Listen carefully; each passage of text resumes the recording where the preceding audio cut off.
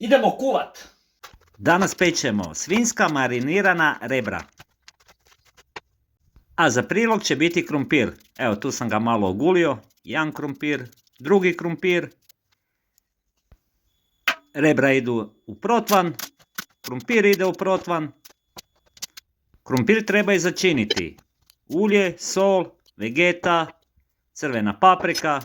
Ovo ne znam kaj sam stavio. Ni ovo ne znam kaj sam stavio. Papar i sve to dobro promiješati.